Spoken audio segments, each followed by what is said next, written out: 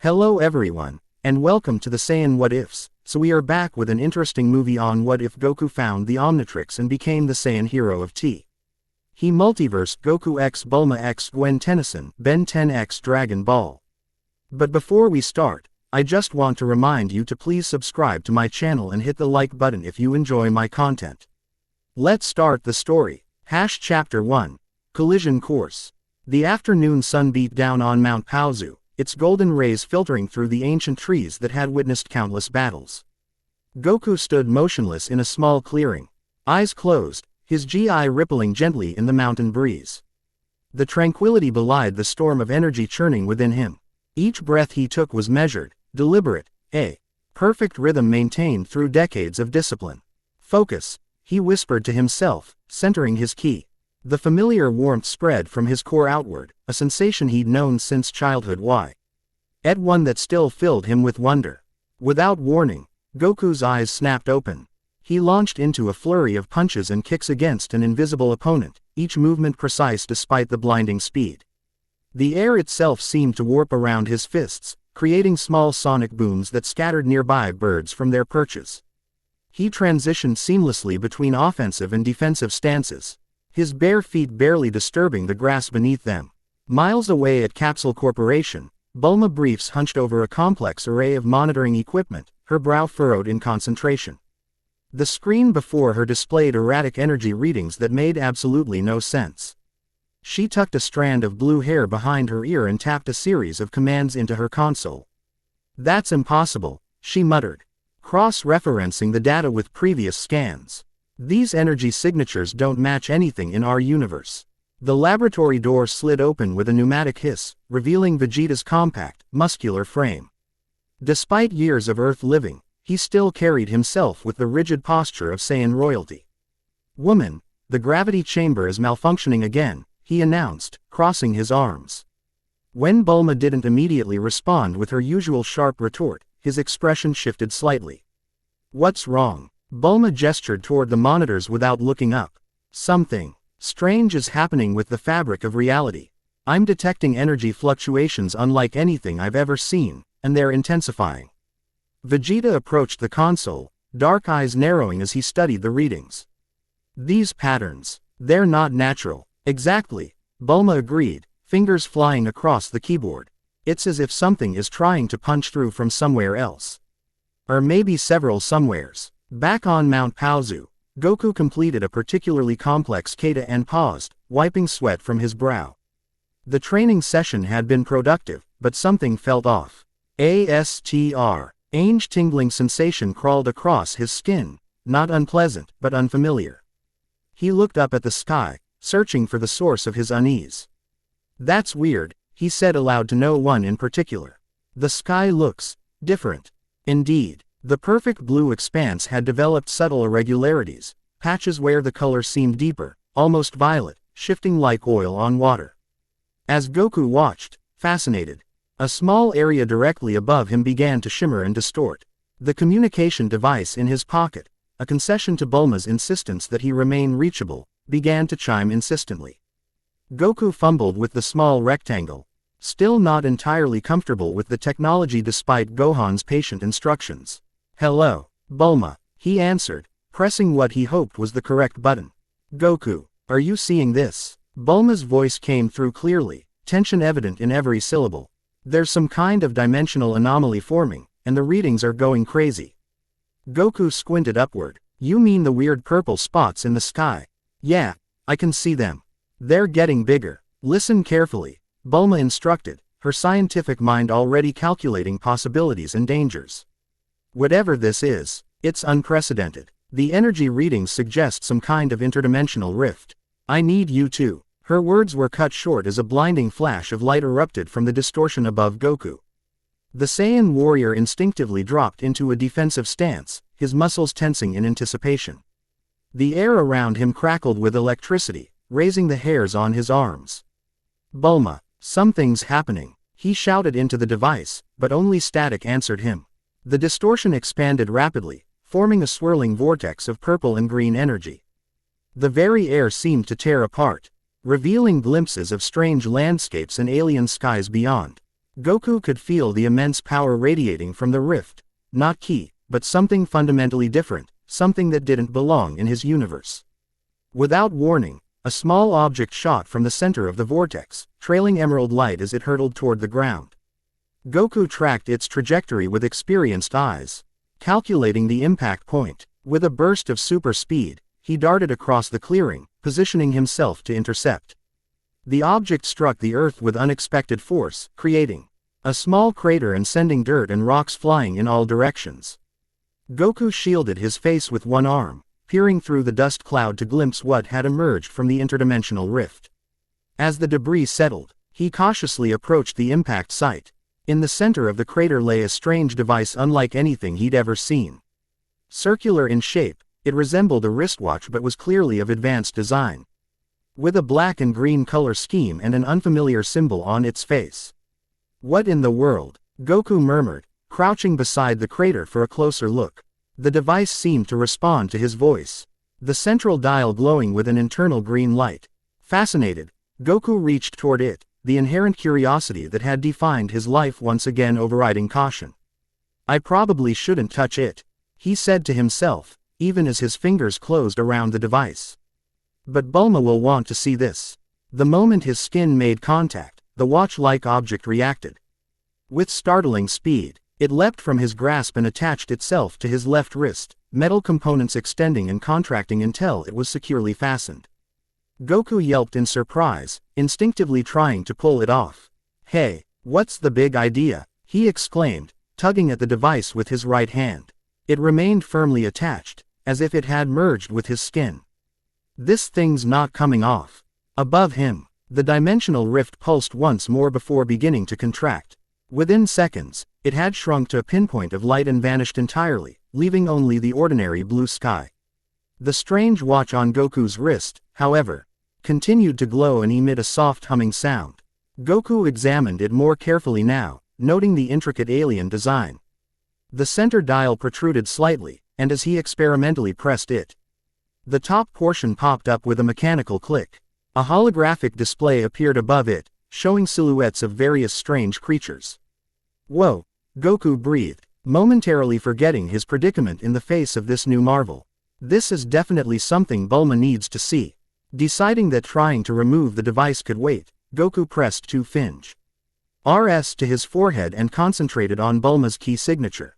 The familiar technique of instant transmission would get him to Capsule Corp in seconds. However, as he gathered his energy, something unexpected happened. The device on his wrist began to interfere with his key control, causing fluctuations in the energy flow. Goku frowned, focusing harder, but the disruption continued. After several failed attempts, he sighed and resigned himself to flying the old-fashioned way. "Guess I'm taking the scenic route," he muttered, launching himself into the air. As Goku soared through the sky, the wind rushing past his face, he couldn't help but feel a strange excitement about the mysterious device now attached to his wrist.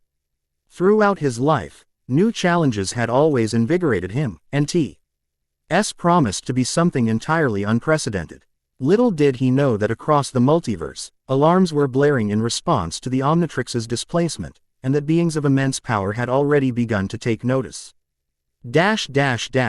In a laboratory far removed from Earth's dimension, a hunched figure jerked upright as monitoring systems erupted into chaos. Screens flashed with emergency protocols, and computerized voices announced various security breaches. The figure, small in stature but radiating intellectual authority, moved with surprising speed between workstations. No. Azimuth, creator of the Omnitrix, pounded a tiny fist against the console. The dimensional stabilizers were supposed to prevent exactly this kind of catastrophe. His assistant, a younger Galvan, approached cautiously. "Creator Azimuth, the readings indicate the Omnitrix has been transported to a dimension previously unknown to our charts." Obviously, Azimuth snapped, his large eyes narrowing as he studied the complex data streams.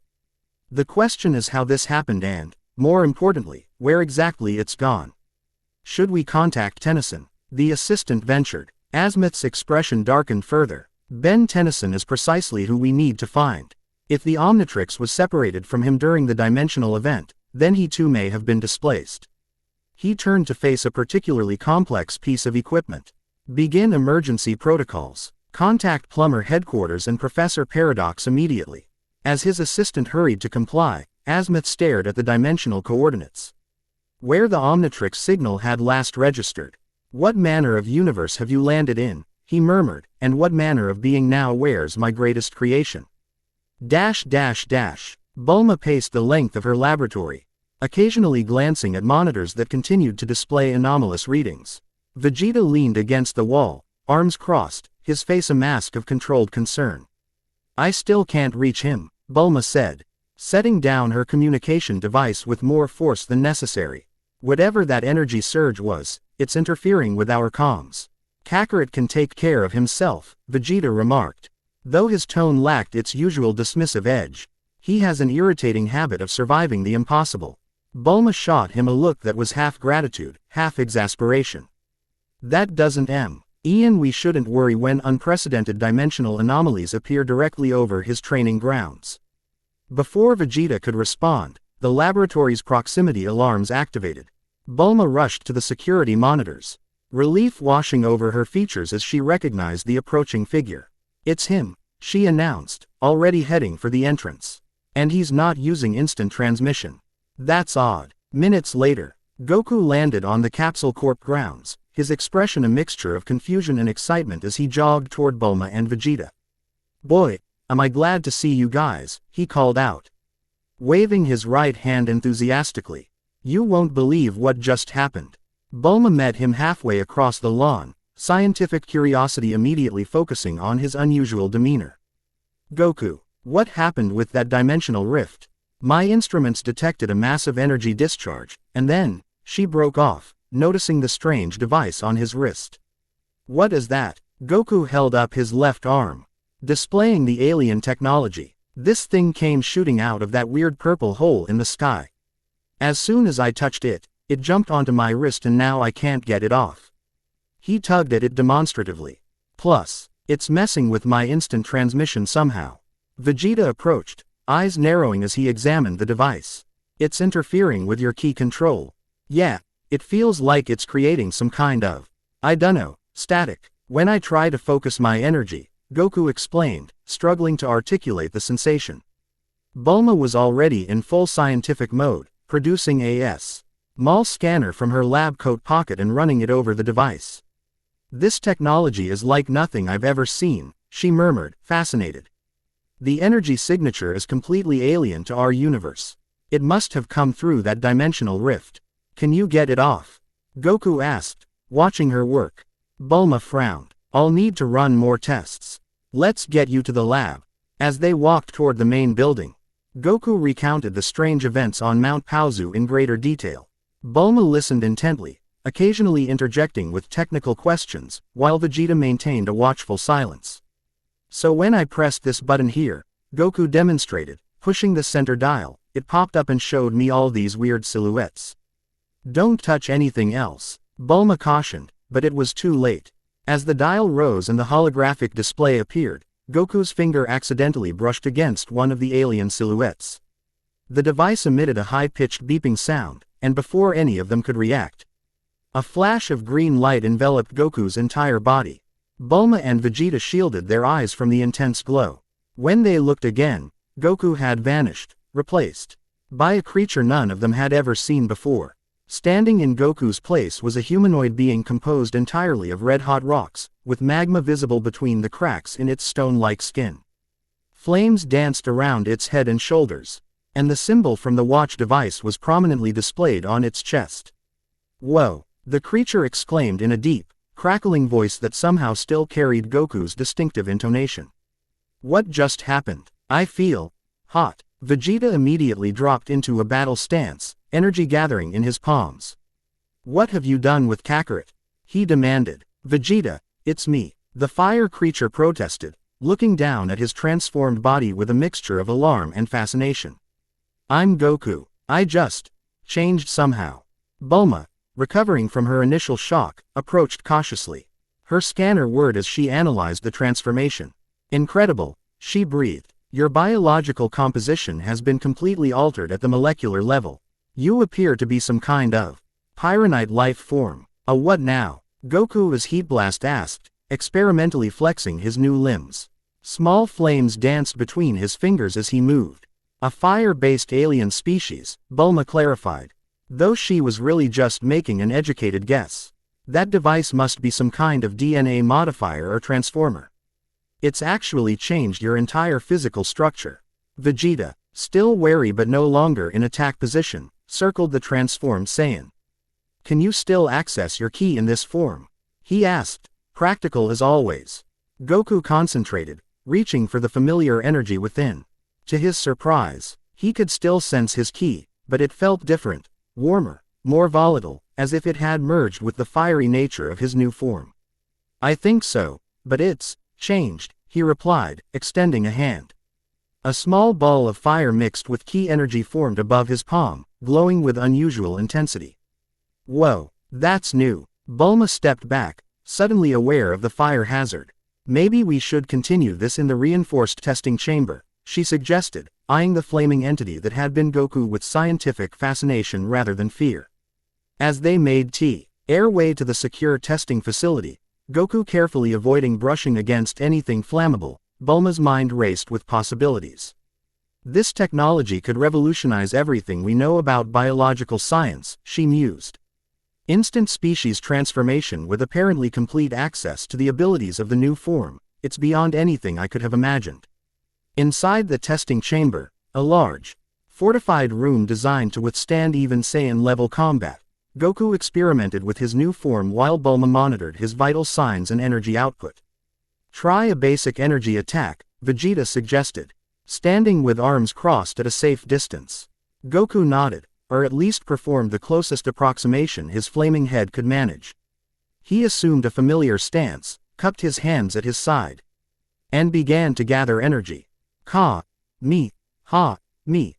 The traditional blue energy of the Kamehameha began to form between his hands, but it was shot through with streaks of fire and magma, creating a swirling vortex of heat and power. Ha! The beam that erupted from his hands was unlike any Kamehameha they had seen before, a roaring torrent of blue ki energy wrapped in spiraling flames. It struck the reinforced wall of the testing chamber with tremendous force, instantly raising the temperature of the entire room by several degrees despite the cooling systems. Incredible, Vegeta muttered, genuine surprise evident in his voice. You've combined the alien's natural abilities with your ki techniques. Goku stared at his hands in wonder. This is amazing. I wonder what else this form can do. For the next hour, they explored the capabilities of the Pyronite form. Goku discovered he could control the intensity of his flames, project heat in concentrated beams, and then fly by creating jet propulsions from his feet. Throughout it all, Bulma collected data, her excitement growing with each new discovery. The integration of your Saiyan ki with the alien physiologue. Why is creating hybrid abilities that should theoretically be impossible, she explained, reviewing the readings. It's as if your life force is adapting to maximize the effectiveness of the transformation. Suddenly, the symbol on Goku's chest began to flash red, accompanied by a beeping sound. Before anyone could react, another flash of light engulfed him, and he reverted to his normal Saiyan form. "Ah man," Goku said, looking down at his regular body with a hint of disappointment. That was just getting fun. Bulma immediately began scanning the device on his wrist, which now displayed a red rather than green center. It seems the transformation has a time limit or energy constraint, she observed. The device is in some kind of recharge mode. Can we figure out how to use it properly? Goku asked, already excited about the prospect of trying another transformation. There were lots of different aliens in that hologram thing. First, we need to understand exactly what we're dealing with, Bulma replied, her scientific caution reasserting itself. This technology is completely foreign to our universe. We have no idea what prolonged use might do to your body or the surrounding space-time continuum. Vegeta, who had been unusually quiet, finally spoke up. We should also consider where this device came from and who might be looking for it. If it's as powerful as it appears, its creators won't simply abandon it. Quote, as if on cue, the laboratory's proximity alarms activated once more. Bulma rushed to the monitoring station, her expression shifting from curiosity to concern. We've got company, she announced. pulling up the external camera feeds. And it's not anyone I recognize. The screens showed a tall, muscular figure approaching Capsule Corp with purposeful strides. Dressed in form-fitting purple and black armor, the newcomer had a distinctly alien appearance: green skin, red eyes, and tentacle-like appendages around the lower portion of his face. He radiated menace with every step. "That's definitely not from our universe," Goku observed, stating the obvious. His expression shifted from surprise to determination. "And I'm getting a really bad feeling about his energy signature." Vegeta's lips curled into a small, anticipatory smile. "Well, Kakarot, it seems your new toy has already attracted attention. Shall we greet our visitor?" Bulma glanced between the two Saiyans. Recognizing the familiar gleam in their eyes, the barely contained excitement at the prospect of facing a new challenge. "Just try not to destroy the entire compound this time," she sighed, already calculating repair costs in her head. As they moved to confront the mysterious alien intruder, none of them noticed the device on Goku's wrist beginning to glow once more, its C. Enter dial shifting from red back to green. Whatever adventure had begun with the arrival of the strange watch-like object, it was clearly just getting started. The alien intruder halted at the edge of the Capsule Corp property, red eyes surveying the compound with calculating precision. When Goku, Vegeta, and Bulma emerged from the main building to confront him, his attention immediately fixed on Goku's wrist. "The Omnitrix," he growled, his voice deep and menacing. "As I suspected. Hand it over, primitive, and your death will be mercifully quick." Goku stepped forward, instinctively, positioning himself between the threat and his friends. "That's not a very friendly introduction," he replied, his casual tone belying the readiness in his stance. "Why don't we start with names? I'm Goku." The alien's expression twisted with disdain. "I am Vilgax, conqueror of worlds and rightful owner of the device you have stolen. I will not ask again. Surrender the Omnitrix, or suffer consequences beyond your comprehension." "So that's what this thing is called," Goku mused, glancing at the device, the Omnitrix, on his wrist. "Look, Vilgax, I didn't steal anything. It came through some kind of dimensional rift and attached itself to me. I couldn't take it off even if I wanted to." Vilgax's eyes narrowed dangerously. "Then I will take it, along with your arm if necessary." Without further warning, the alien warrior launched himself forward with surprising speed. Goku barely had time to shift into a defensive stance before Vilgax's fist connected with his crossed arms, the impact sending him skidding backward several feet. "Whoa!" Goku exclaimed, a grin spreading across his face despite the situation. "You're pretty strong," Vegeta snorted, stepping forward to stand beside his fellow Saiyan. "Don't sound so excited, Kakarot. This, conqueror of worlds, is about to learn what happens when you threaten a Saiyan." Vilgax paused, studying his opponents with new interest. "Saiyans, your species is unknown to me." "No matter. All races bow before Vilgax in the end." Bulma had retreated to a safer distance but remained close enough to observe. "Goku, be careful, we don't know the full extent of his abilities." Goku nodded, his expression becoming more serious. "Right, let's see what you've got, Vilgax." The alien warlord attacked again, this time with a series of precisely targeted strikes that revealed extensive combat training. Goku weaved and blocked, gauging his opponent's strength and style before counter-attacking with a swift uppercut that caught Vilgax by surprise, lifting him several feet into the air. Instead of falling, Vilgax activated jets in his boots, hovering momentarily before diving back toward Goku with redoubled fury. The Saiyan met him head-on, and their exchange of blows created shockwaves that cracked the ground beneath them. Vegeta watched with arms crossed, his experienced eye evaluating the newcomer's combat prowess. When Vilgax deployed yet wrist-mounted energy weapons that forced Goku to dodge rapidly, the Saiyan prince decided he'd observed enough. "My turn," he announced, launching himself into the fray with a flying kick that caught Vilgax in the side, sending him crashing into a decorative boulder at the edge of the property. The alien rose from the rubble, seemingly more annoyed than injured. 2 against 1. Such cowardice only delays the inevitable. Cowardice. Vegeta scoffed, blue energy beginning to crackle around his clenched fists. "I simply grew tired of watching you flail about. Kakarot, step aside, I'll handle this would-be conqueror." Goku opened his mouth to protest but was interrupted by Bulma's urgent call.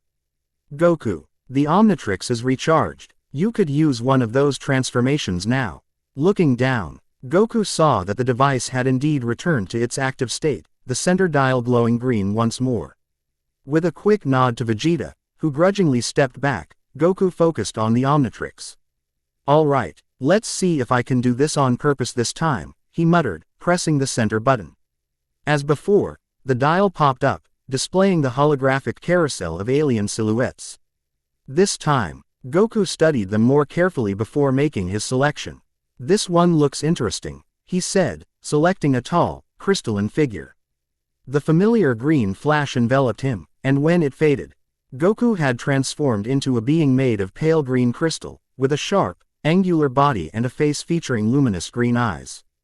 The Omnitrix symbol was prominently displayed on his chest. Whoa! The crystalline being exclaimed in Goku's voice, now with a strange, resonant quality.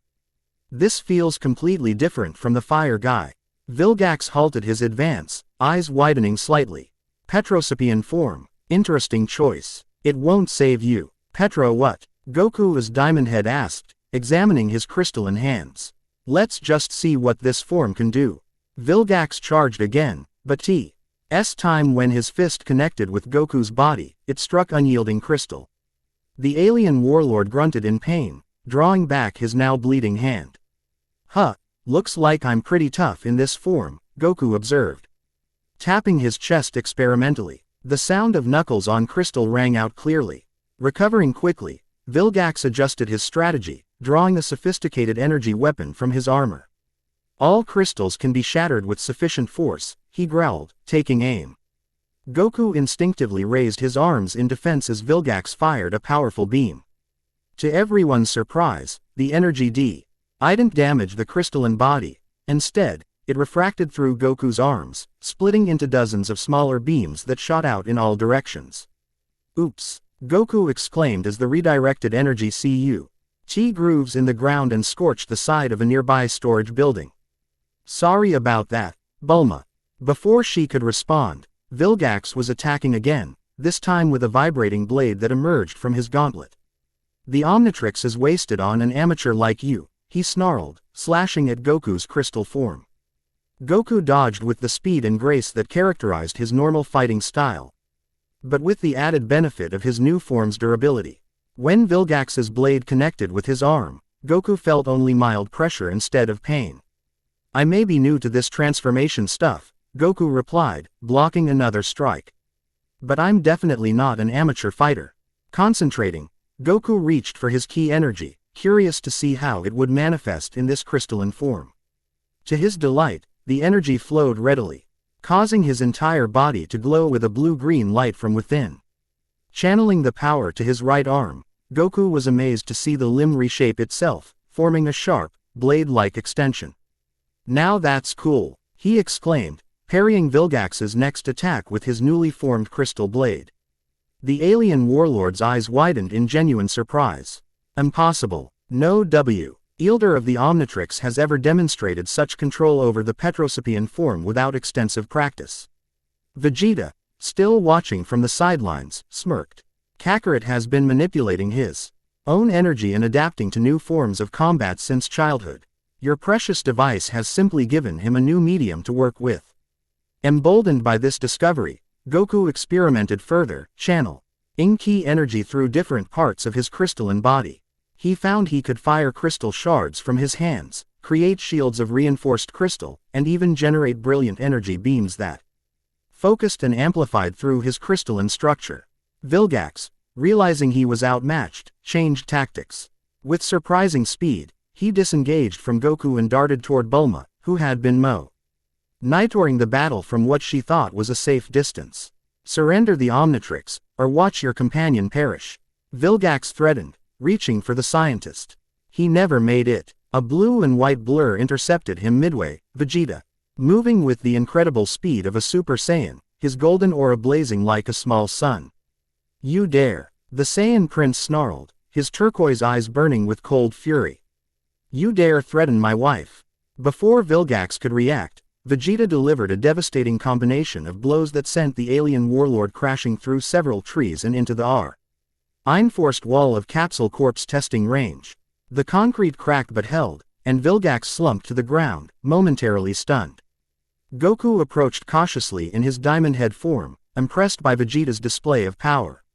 "Nice hit, HMPH," Vegeta responded, powering down from his Super Saiyan state but remaining vigilant. "He's stronger than he looks. An opportunistic fighter, but not without skill." Bulma joined them, scientific curiosity temporarily overriding her justified anger at being targeted. "His technology is fascinating. Those weapons are unlike anything I've seen. And he clearly knows about the Omnitrix. We could learn a lot from him. If he stops trying to kill us long enough to talk," Goku pointed out reasonably. As if on cue, Vilgax began to stir, pushing himself upright with visible effort. His armor was cracked in several places, and a trickle of dark fluid, presumably blood, ran from the corner of his mouth. Despite his injuries, his eyes still burned with hatred and determination. "This isn't over," he growled, reaching for a device on his gauntlet. "The Omnitrix will be mine. This primitive world will burn for the insult you have inflicted upon Vilgax today." Before any of them could stop him, Vilgax pressed the device, and his body was enveloped in a teleportation field similar to the one Goku had witnessed during the dimensional rift. In seconds, he had vanished, leaving only the destruction of their brief battle as evidence of his presence. "Well, that's probably not good," Goku commented, just as the Omnitrix symbol on his chest began to flash red. Another green flash enveloped him, and he returned to his normal form. "Man, these transformations don't last very long, do they?" Bulma was already scanning the area with portable equi-P meant she'd grabbed during the confrontation. "He's completely gone. No energy signature, no molecular trace. That was true teleportation technology, not just high-speed movement like your instant transmission." "And he'll be back," Vegeta added grimly, surveying the damage to the property. "Warriors like that don't surrender after one defeat." Goku nodded, suddenly serious. "He called this the Omnitrix," he said, looking down at the device on his wrist. "And he seemed to know a lot about these alien forms. Whatever this thing is, it's obviously extremely valuable, and dangerous in the wrong hands. Which means we need to learn everything we can about it as quickly as possible," Bulma concluded, her scientific mind already formulating research protocols. "If that dimensional rift brought both the Omnitrix and Vilgax to our universe, who knows what else might have come through, or who else might be looking for this device." As they made their way back to the main building to begin their investigation in earnest, none of them noticed the small, drone-like device hovering at the edge of the property, its camera focused intently on the Omnitrix. Elsewhere, on a cloaked ship orbiting Earth, Vilgax watched the feed with narrowed eyes, already planning his next move. The collision of universes had only just begun. Piccolo hovered cross-legged above the sacred lookout, deep in meditation. As Earth's guardian, Den stood nearby, his young Namekian face creased with concern. Both had sensed the dimensional disturbance hours earlier, and both had felt the unfamiliar energy signature that had briefly clashed with Goku and Vegeta. "Something has changed," Piccolo said finally, opening his eyes. "The fabric of reality itself has been disturbed." Den nodded solemnly.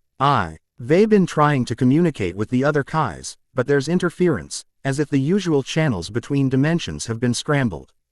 We should investigate," Piccolo decided, rising to his feet with fluid grace. "Whatever came through that rift, Goku has encountered it directly. His energy signature changed several times during the confrontation, fluctuating in ways I've never felt before." "Be careful, Piccolo," Den cautioned. "These energies are unlike anything in our universe. Even the Kais seem uncertain about what's happening." With a curt nod, Piccolo leapt from the lookout, his white cape billowing behind him as he streaked toward Capsule Corporation like a comet. In Bulma's main laboratory, organized chaos reigned.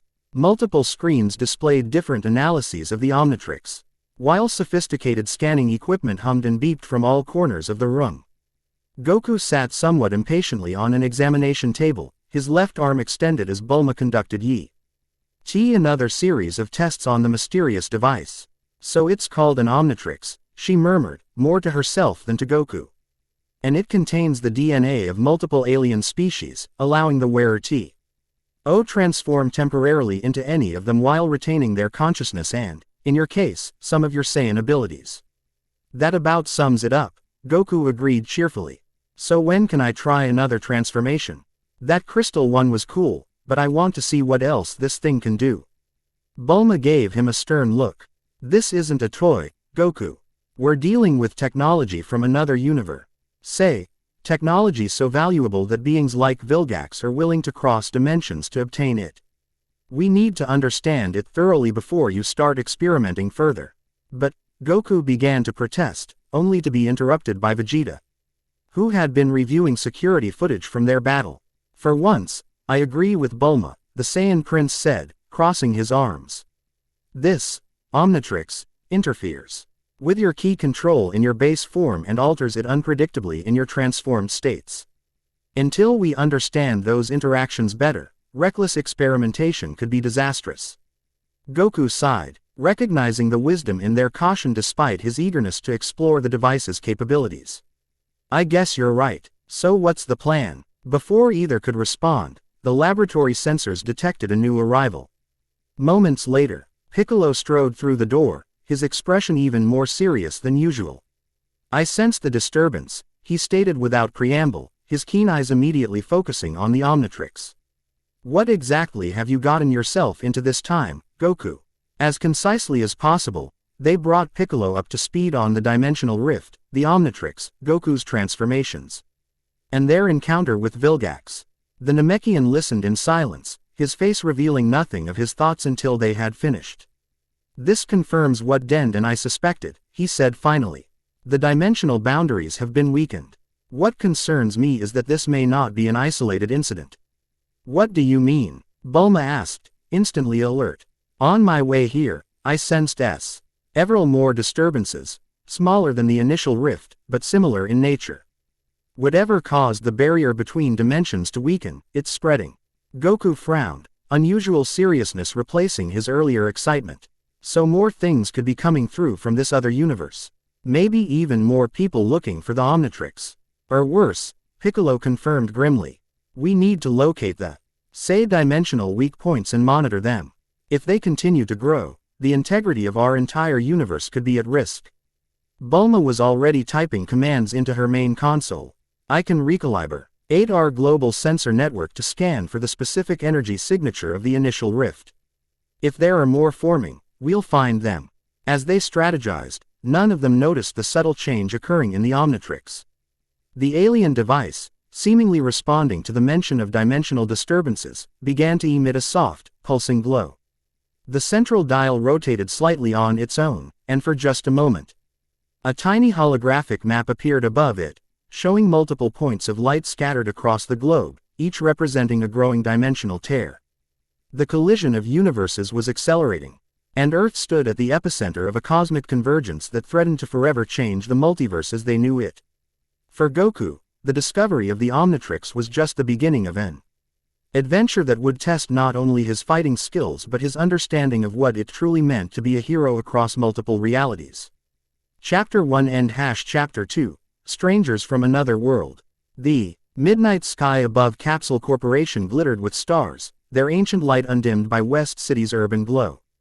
3 days had passed since the Omnitrix had attached itself to Goku's wrist, 3 days of intense research and cautious experimentation.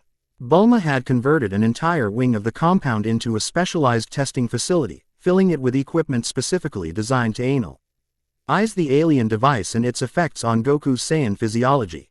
Tonight, the scientific genius stood alone on her private balcony, nursing a cup of coffee gone cold hours ago. Her eyes were fixed not on her equipment or data screens, but on the heavens above. Something about the constellations seemed off, imperceptible to most, but to someone who had spent countless nights stargazing while developing space-worthy vessels, the subtle wrongness was impossible to ignore. The stars are shifting, she murmured to herself, setting down her cup. As if the entire cosmic map is being rewritten.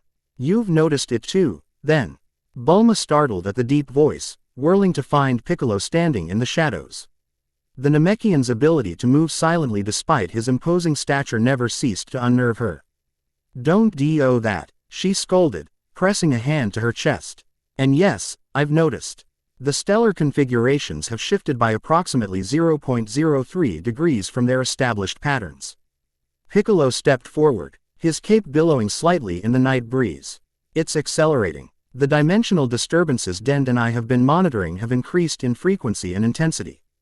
Bulma's scientific mind immediately began calculating implications. If the very stars are being affected, we're dealing with something far beyond a simple breach between parallel worlds. This is a fundamental realignment of cosmic architecture. "Precisely," Piccolo agreed grimly. "Which is why I've come. There's been another incident. A new rift has opened in the mountains north of here. Smaller than the first, but growing rapidly." Bulma was already moving, snatching up her tablet and tapping out commands. "I'll wake Vegeta and call Goku. We need to." A blinding flash from the garden below interrupted her, bathing the entire compound in pulsating magenta light. Both Bulma and Piccolo rushed to the balcony's edge, shielding their eyes against the glare. Below, reality itself seemed to tear open, a jagged vertical rift hanging in midair, its edges crackling with arcane energy unlike anything they had witnessed before. "That's not like the other rifts," Piccolo observed tensely, muscles coiled for action. "This energy signature is directed, controlled." Before Bulma could respond, a figure emerged from the dimensional tear, slender, feminine, stepping through with purpose rather than being violently ejected. As the rift closed behind her, the mysterious visitor raised her hands in a gesture that was simultaneously defensive and calming. Pale blue energy shimmered around her fingertips, illuminating striking features. Vibrant red hair pulled back in a practical ponytail, intelligent green eyes, and a lithe body clad in what appeared to be a form-fitting body suit of deep blue material with black accents. "I'm not here to fight," the woman called up to them, her voice clear and confident. "I'm looking for the Omnitrix. My name is Gwen Tennyson, and I believe you have something that belongs to my universe." Goku sat cross-legged in the quiet sanctuary of his mountain home, eyes closed in meditation. The Omnitrix on his wrist pulsed with a soft green glow, somehow synchronizing with his breathing pattern. After days of intensive testing at Capsule Corp, he'd returned home to process everything he'd learned and to attempt to establish a deeper connection with the alien device. Chi-Chi had initially been skeptical. Another strange alien artifact could only mean more trouble, in her experience, but she'd relented when Goku explained the potential threat of dimensional rifts. She understood, as she always had, that with great power came great responsibility, even if she didn't always approve of how that responsibility manifested in her husband's life.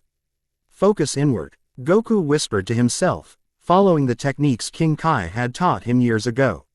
"Find the center, then expand outward." Within his meditative state, Goku visualized the energy flows of his body, the familiar warm currents of his Saiyan ki intertwining with something new, cool threads of emerald energy emanating from the Omnitrix. Where they met, interesting patterns formed, like two rivers merging into something greater than either alone. The communicator Bulma had given him chirped insistently, dragging him from his meditative state. With a small sigh, Goku opened his eyes and activated the device. "Goku here," he answered, stifling a yawn. "Get to Capsule Corp immediately," Bulma's voice came through, tense and urgent. "We have a visitor from the OT. Her universe, someone who knows about the Omnitrix." All traces of sleepiness vanished instantly. "On my way." Placing 2 fingers to his forehead, Goku concentrated on Bulma's key signature. The instant transmission had been functioning inconsistently since the Omnitrix had attached itself to him, but over the past few days, he'd learned to compensate for the interference by adjusting his energy flow. With a soft whoosh, he vanished from Mount Paozu. In Capsule Corporation's secure conference room, an unusual assembly had gathered. Bulma sat at the head of the table, flanked by Vegeta and Piccolo. Across from them sat their visitor, Gwen Tennyson, her posture straight and her eyes alert, taking in every detail of her surroundings with analytical precision. When Goku materialized in the center of the room, Gwen's reaction was immediate. She rose to her feet, hands glowing with mana energy, her expression shifting from cautious diplomacy to combat readiness in an instant. The Omnitrix, she stated, eyes fixed on Goku's wrist. So it really did cross over. Goku blinked at the sudden tension, raising his hands in a placating gesture. Whoa, easy there, I'm Goku, and yeah, T's thing kind of attached itself to me a few days ago. Bulma cleared her throat. Goku, this is Gwen Tennyson.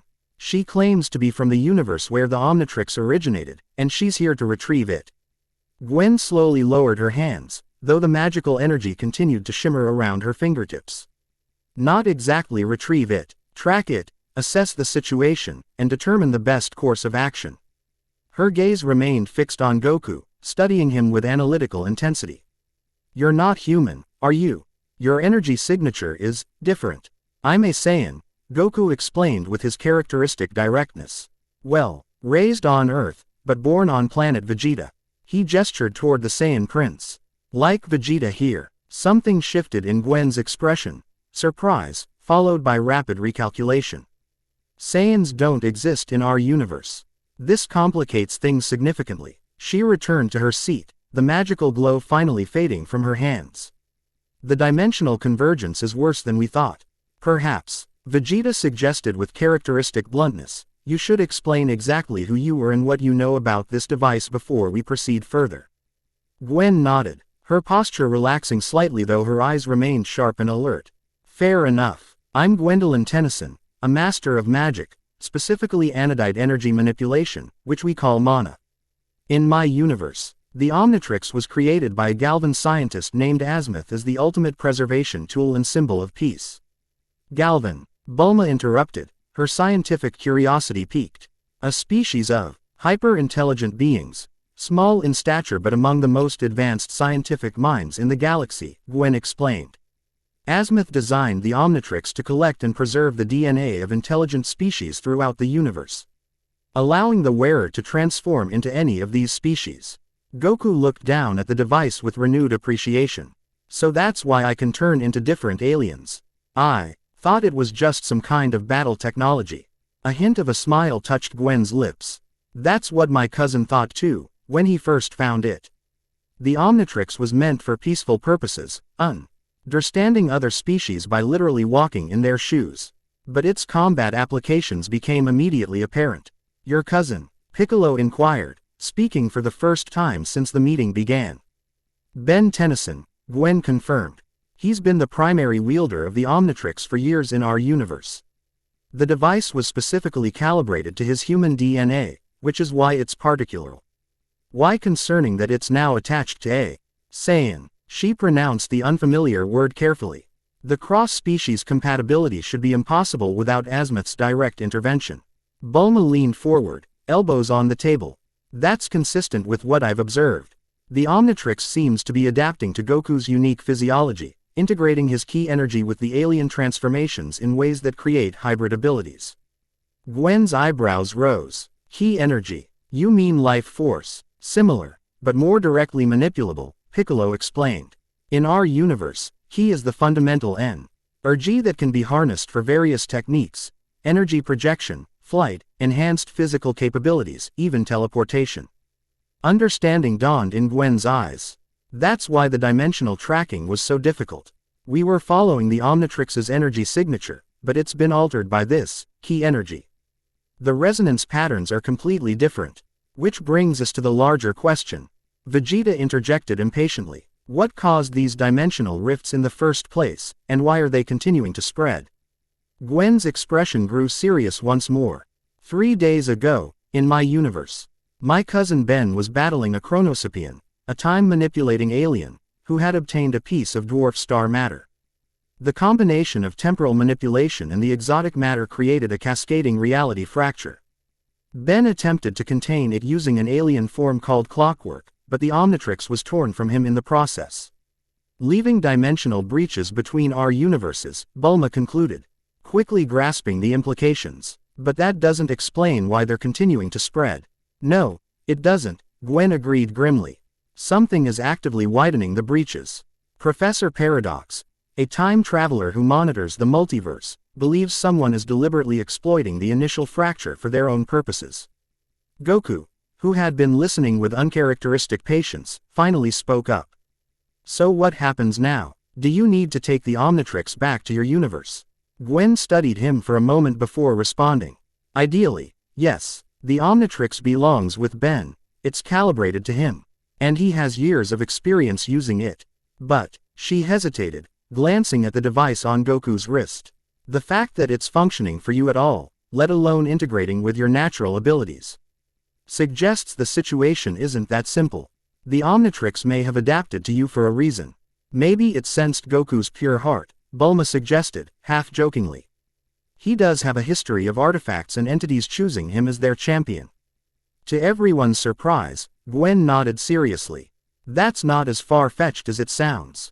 The Omnitrix has shown signs of semi-sentience in certain situations. It's possible it recognized something in Goku that resonated with its core programming. Vegeta scoffed. Or perhaps it simply attached to the first being it encountered after crossing dimensions. Quote, either way, Piccolo interjected, we need to address the immediate threat. These dimensional rifts are growing, and according to you, someone is deliberately widening them. Who would benefit from a multiversal collapse? Gwen's expression darkened. Several beings come to mind. Vilgax, for one. We've already had the pleasure of meeting him, Vegeta interrupted dryly. He made his interest in the Omnitrix quite clear. You encountered Vilgax. Gwen's alarm was evident. And you defeated him. Goku grinned. He was pretty tough, but nothing we couldn't handle. He teleported away after Vegeta landed a few good hits. Gwen shook her head in disbelief. Vilgax has conquered 10 worlds and defeated some of the most powerful beings in our universe. If you drove him off so easily. Her gaze traveled between Goku and Vegeta with new respect. The power levels in your universe must be substantially different from ours. That's putting it mildly, Bulma muttered. Having witnessed enough world-threatening battles to last several lifetimes. Regardless, Gwen continued, if Vilgax is here, the situation is worse than I thought. He's been obsessed with obtaining the Omnitrix for years. But he typically works alone. If he's deliberately widening the dimensional rifts, he must have found an ally in this universe, someone who benefits from the merger of our realities. A moment of contemplative silence fell over the room as each person considered the implications. It was Goku who finally broke it, his voice uncharacteristically serious. So we need to find these rifts. Figure out who's making them bigger, and stop them before both our universes are damaged, right? He looked down at the Omnitrix. And I need to learn how to use this thing properly if it's going to help. Gwen nodded slowly. That's essentially it, yes. In the meantime, I need to establish contact with my universe, let them know I've found the Omnitrix and the situation is more complex than we anticipated. I can help with that, Bulma offered immediately. My quantum communication array might be adaptable to cross-dimensional signals, especially if we calibrate it using your magical energy as a reference point. And I can help you learn to use the Omnitrix more effectively, Gwen said to Goku. I've watched Ben master it over years, I know most of its functions and limitations. Great. Goku's enthusiasm returned full force. When do we start? Before Gwen could respond, a piercing alarm shattered the moment. Red emergency lights Bega, N flashing throughout the compound as Bulma's security system detected a threat. Proximity alert, Bulma announced, already moving to the monitoring station. Something's breached the outer perimeter, something big. The main screen activated, showing external camera feeds. What they saw caused even Vegeta's eyes to widen slightly. A massive creature was making its way toward the main building, a grotesque amalgamation of mechanical and organic components. Its central body resembled a giant brain encased in a transparent dome, while multiple tentacle-like appendages propelled it forward, crushing everything in its path. No, Gwen whispered, genuine fear flickering across her face. That's impossible. You recognize that thing? Piccolo demanded, already removing his weighted training clothes in preparation for battle. Dr. Anamo's mutant Tokastar, Gwen confirmed, rising to her feet. But it was destroyed years ago in our universe. It shouldn't be here. Goku was already heading for the door. Excitement evident in his stride. Well, it is here now. And it looks like it could use a good fight to calm it down. Wait, Gwen called after him. That thing is incredibly dangerous. A fusion of Wei Big's DNA with Dr. Anamo's mutations. In our universe, it took the combined effort of 3 Omnitrix wielders to defeat it. Vegeta smirked, following Goku toward the exit. Then Chi should provide at least a mild workout for 2 Saiyan warriors. As the group moved quickly through the corridors toward the exit, Gwen fell into step beside Bulma. Are they always this cavalier about facing monsters that could level cities? Bulma sighed, a mixture of exasperation and pride in her voice. You have no idea, but trust me, if there's one thing Saiyans excel at, it's combat against seemingly impossible odds.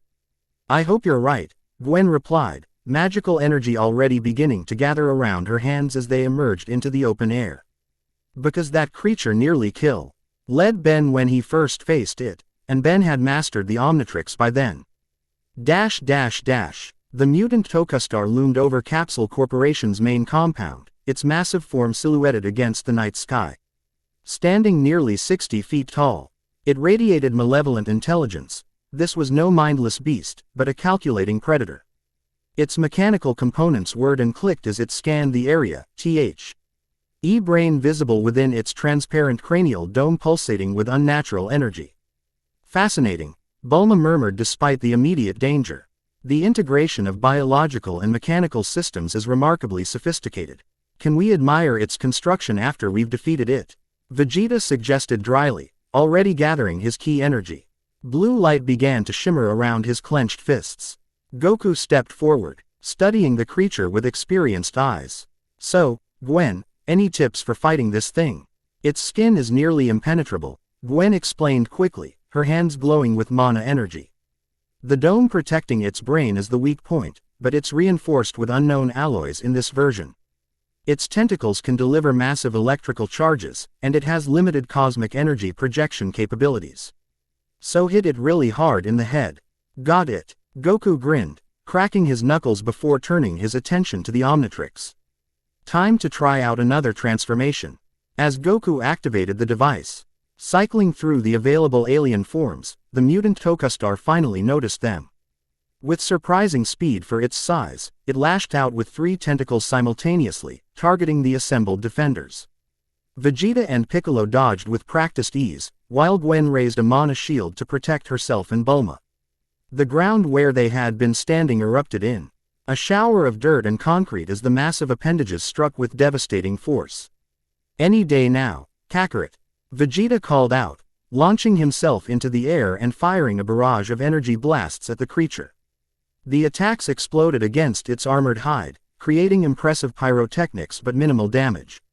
Almost got it, Goku replied, finally selecting an alien silhouette that resembled a muscular humanoid with what appeared to be fins or wings. This one looks strong. In a flash of emerald light, Goku transformed. When the glow faded, he had become a tall, red, 4-armed alien. With a well-muscled physique and an extra pair of eyes. The Omnitrix symbol was prominently displayed on his chest. Whoa, Goku's forearms exclaimed, flexing his new appendages. This is awesome. 4 arms means 4 times the punching power. Without hesitation, he leapt into action, covering the distance to the mutant Tokastar in a single bound that carried him 30 feet into the air. With all 4 arms drawn back, he delivered a devastating combination punch to the creature's midsection, the impact creating a shockwave that rippled through the air. The mutant staggered backward, early surprised by the force of the blow. It recovered quickly, however, wrapping a tentacle around Goku's Tetraman form and channeling a massive electrical charge through his body. Goku cried out, his muscles seizing from the electrical assault. Despite the pain, he managed to focus his ki energy, which manifested as a reddish glow surrounding his 4-armed form, and literally exploded out of the creature's grasp with a burst of power. Landing in a crouch, Goku shook his head to clear it. That tingled, he commented, his voice deeper and rougher in this form but still carrying his characteristic lightheartedness. Let's try something else. Meanwhile, Vegeta had transformed into his Super Saiyan form, golden aura blazing around him as he launched a series of precision attacks against the creature's sensory appendages. Piccolo joined the assault from the opposite side, stretching his arms to impossible lengths to grapple with the monster's tentacles, preventing them from focusing solely on either Saiyan. Gwen hovered several feet above the ground, her eyes glowing with the same magenta energy that encased her hands.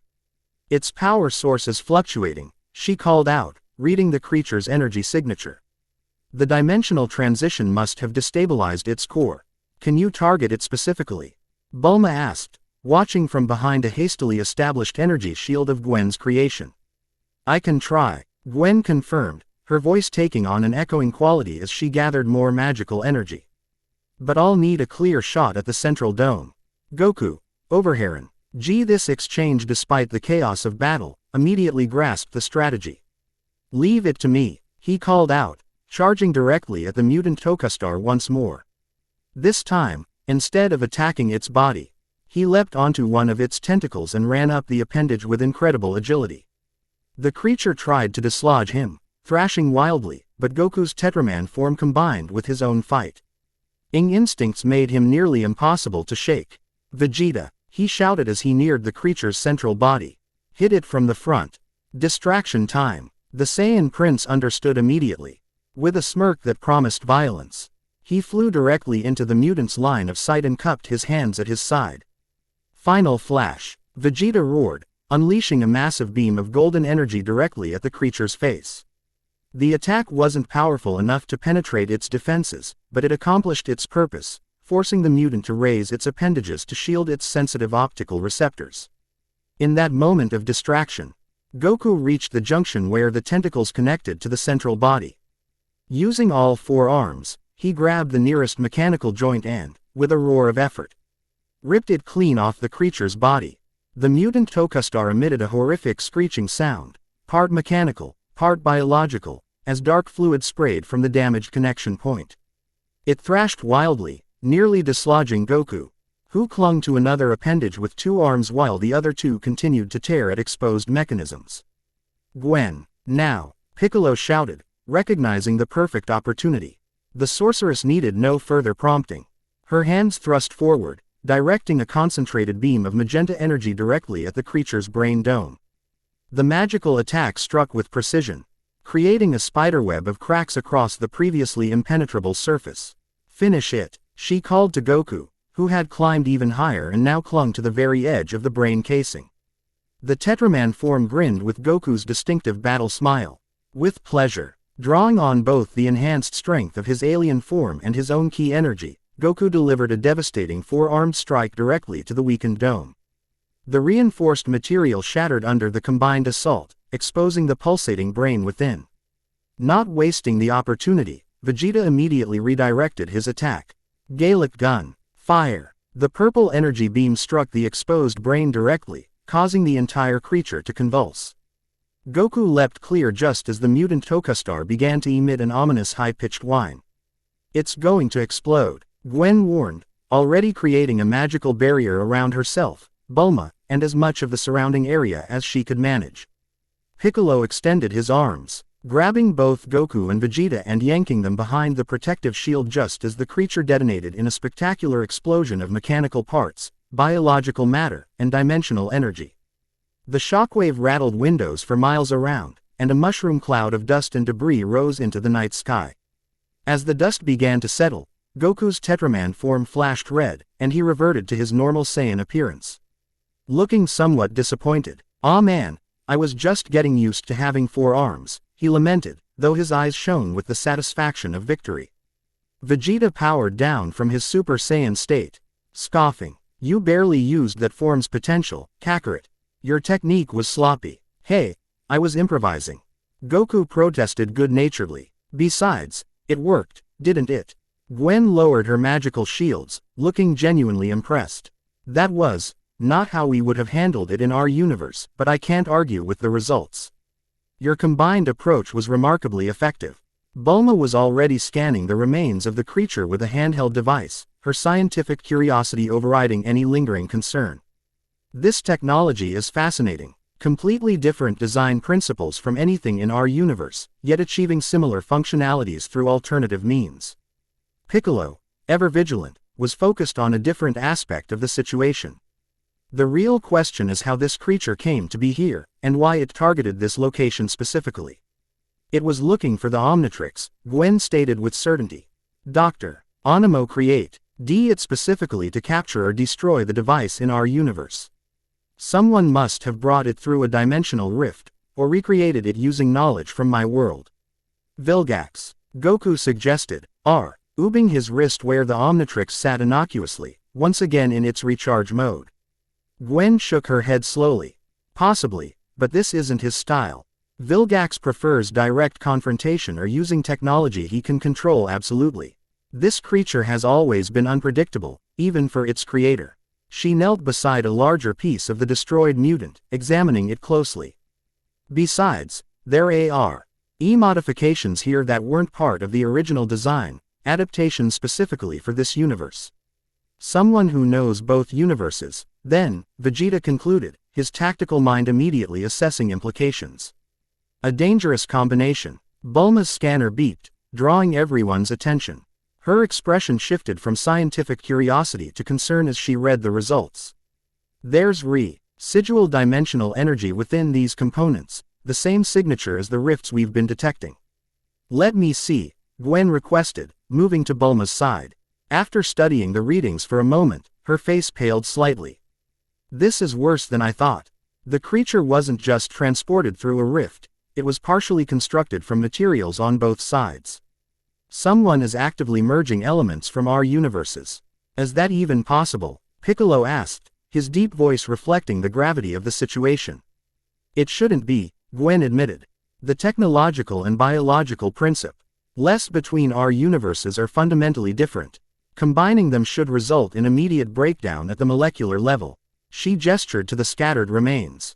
Yet here we are. Goku, who had been unusually quiet, suddenly looked up at the night sky. Do you guys feel that? The others paused, extending their senses outward. What they felt sent a collective shiver through the group, a distant but unmistakable sensation of reality itself bending and flexing, like fabric stretched beyond its limits. Another rift is forming, Piccolo confirmed, his acute Namekian senses pinpointing the direction. Larger than the previous ones. Northeast of here, approximately 500 miles. Gwen closed her eyes, reaching out with her magical awareness. It's different from the others, she said after a moment, opening her eyes with renewed urgency. More stable, more controlled. Someone has learned to manipulate the dimensional boundaries with precision. Then that's where we need to go, Goku decided, his characteristic determination shining through. If someone's messing with the barriers between universes, we need to stop them before things get worse.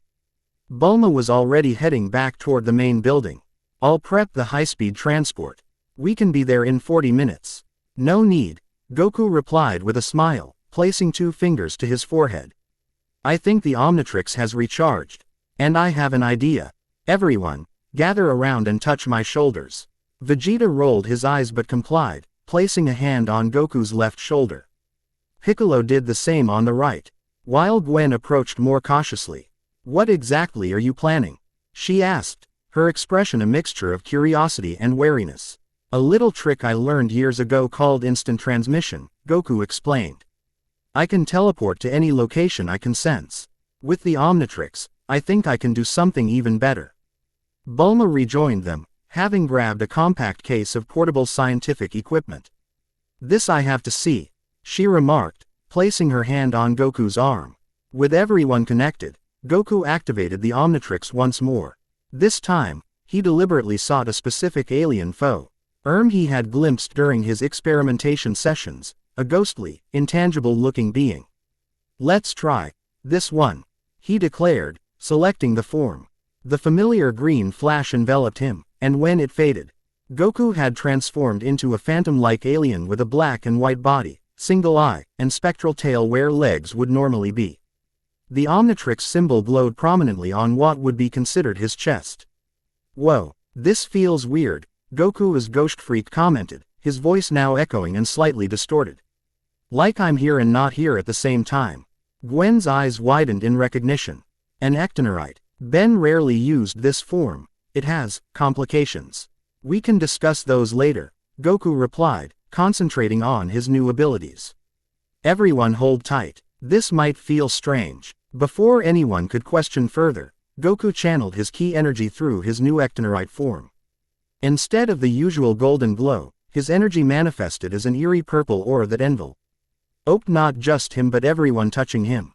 With a sensation like passing through an ice-cold waterfall, the entire group became intangible. Now for the transmission part, Goku murmured, focusing on the dimensional disturbance Piccolo had sensed. Instead of locking onto a familiar key signature as he usually did, he attuned himself to the unique energy pattern of the forming rift itself. In an instant, the group vanished from Capsule Corporation, not with Goku's usual teleportation technique, but by literally phasing out of conventional reality. They traveled not through space alone, but rough the thin boundary between dimensions, guided by Goku's intuitive understanding of energy manipulation and the Ectonorite's natural affinity for dimensional boundaries. The journey lasted only eons but felt like an eternity, a passage through realms of existence never meant for mortal perception. When they rematerialized, it was at the edge of a vast desert, miles from the nearest human settlement. Before them yawned a perfectly circular rift in reality, its edges pulsing with controlled, regular energy patterns that suggested deliberate manipulation rather than natural occurrence. As Goku released his passengers and returned to tangibility, Gwen staggered slightly, her face pale. That was intense, she managed, steadying herself. Different from any teleportation I've experienced. Indeed, Piccolo agreed, his stoic expression betraying only the slightest discomfort. You didn't simply move us through space, Goku. We traversed the boundary between dimensions themselves. Goku, still in his Ectonorite form, seemed almost giddy with the discovery. I know, I could feel all these different realities brushing against us as we moved. It was incredible, and incredibly dangerous, Vegeta admonished. Though there was a hint of reluctant respect in his voice. One miscalculation and we could have been scattered across multiple dimensions. But we weren't, Goku NTERED cheerfully before turning his attention to the rift before them. So, what do we have here? The dimensional opening was unlike the previous rifts they had encountered. Rather than a jagged tear in reality, this was a perfectly formed circular portal, approximately 30 feet in diameter, hovering several feet above the desert floor. Through it, they could see what appeared to be a laboratory setting.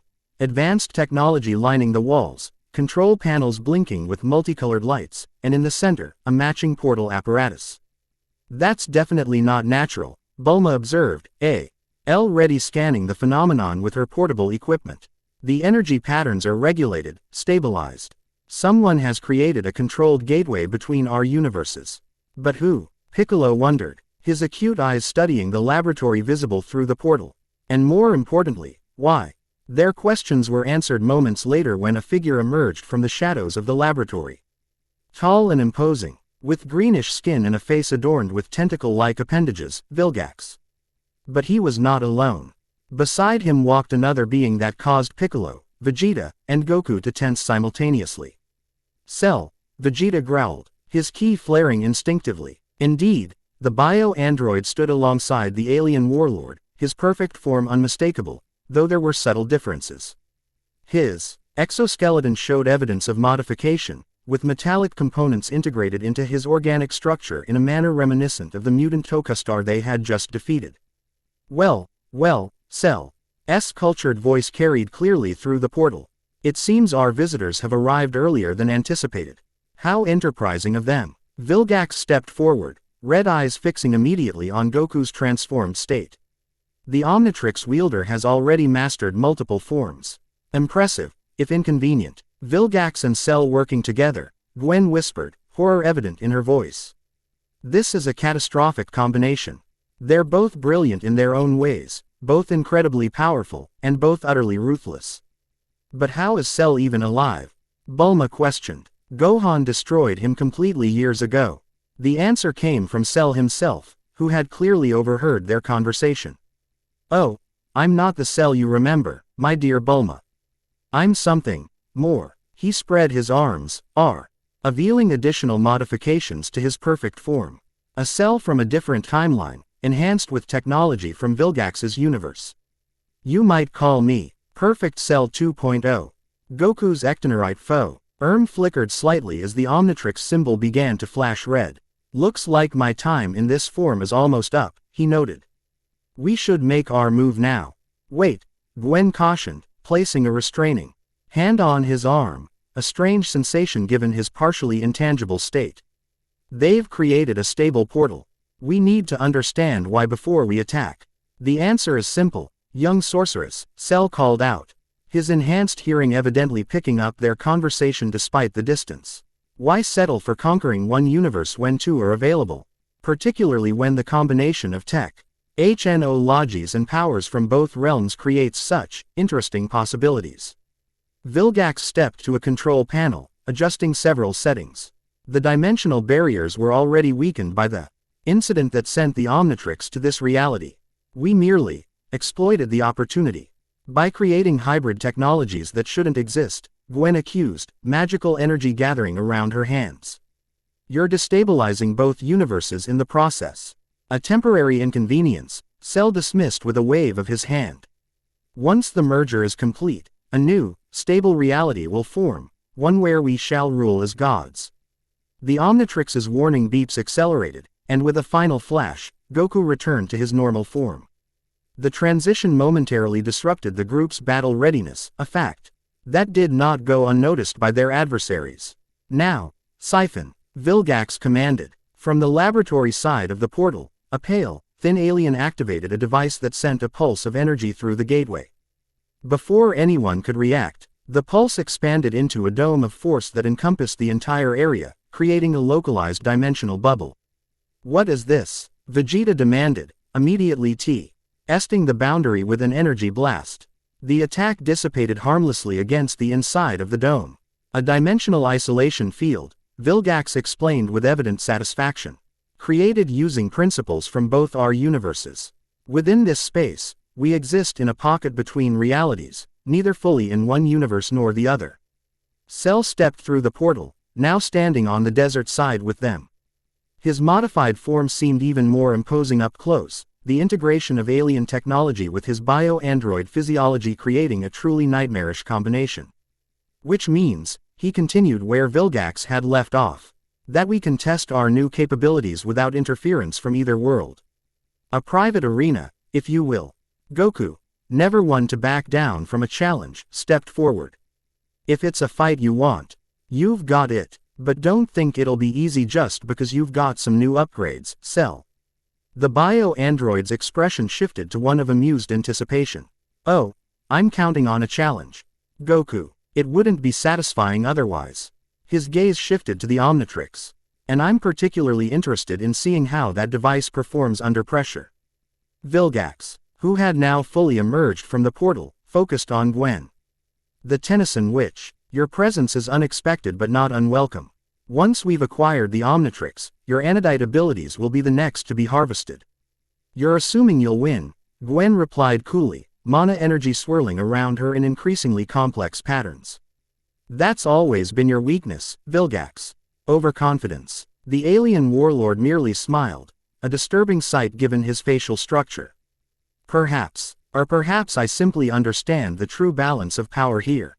He raised a gauntleted hand, revealing modifications similar to those on Cell's body. Especially now that I've been enhanced. Piccolo, who had been silently assessing the situation, suddenly tensed. Everyone, be ready. They're not alone. From the portal emerged additional figures, hybrid creations that combined elements from both universes. Saibaman with mechanical enhancements resembling Vilgax's drones. Cell Jr.'s modified, with alien DNA from the Omnitrix's database. And most disturbing of all, what appeared to be recreations of past enemies from both worlds, merged and enhanced, a Frieza with Chimera sui generis technology, a drive. Animo with Namekian regenerative abilities. Behold the future, Cell proclaimed, spreading his arms to encompass his creations. The perfect synthesis of our universe's greatest powers. I choose between biological perfection and technological supremacy when you can have both. Vegeta's aura flared golden as he transformed into a Super Saiyan, his patience exhausted. Enough talk. If you want to test your improvements, I'll be happy to demonstrate how inadequate they are. With that, the Saiyan Prince launched himself at Cell, initiating what would undoubtedly be a battle unlike any either universe had seen before. Goku reached for the Omnitrix, which had recharged during Cell's monologue, while Piccolo and Gwen moved to engage Vilgax and the hybrid creations. Bulma took cover behind a nearby rock formation, activating her communication device to alert the other Z fighters. Within the dimensional bubble, cut off from both universes yet drawing power from each, the Phi-RST true battle of the multiversal convergence had begun. Vegeta's fist connected with Cell's face with enough force to shatter mountains, the impact creating a shockwave that rippled through the dimensional bubble. To the Saiyan Prince's surprise, Cell barely flinched, the blow leaving only the slightest mark on his modified exoskeleton. "Is that all?" Cell taunted, his voice unchanged despite the tremendous impact. "I expected more from the Prince of all Saiyans." Snarling, Vegeta launched into a blistering combination of strikes, each delivered with precision honed through decades of combat experience. Cell parried or absorbed each blow, his movements fluid and calculated. When he finally countered, it was with a single punch that caught Vegeta squarely in the solar plexus, sending him hurtling backward into the boundary of the dimensional bubble. Instead of the expected impact, Vegeta passed partially through the barrier before being violently ejected back into the battle zone. His body momentarily distorted by dimensional interference. He recovered quickly, wiping a trickle of blood from his mouth with a gloved hand. "Interesting," he remarked, his battle-hardened mind already analyzing the phenomenon.